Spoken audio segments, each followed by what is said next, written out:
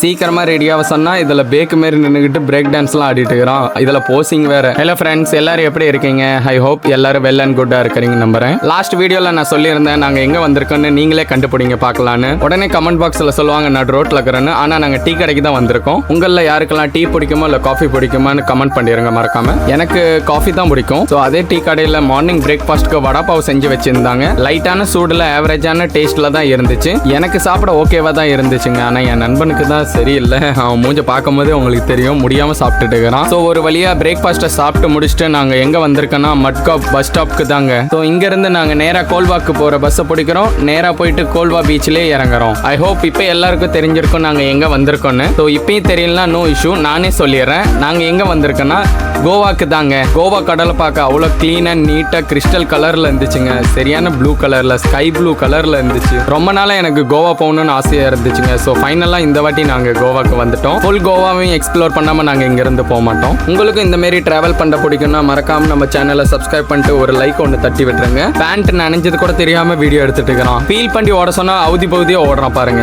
எங்க பாட்டி அப்பயே சொன்னிச்சு கோவாலாம் போவாதரா, அங்க வெள்ளக்கார பிள்ளைங்களாம் குட்டி குட்டி ட்ரெஸ் போட்டுட்டு சுத்திட்டு இருப்பாங்க. ஸோ அதை பார்த்து நீ கெட்டு போயிருவேன்னு. ஆனா இங்க எங்க போனாலும் சுத்தி முத்தி இப்படிதாங்க இருக்கிறாங்க.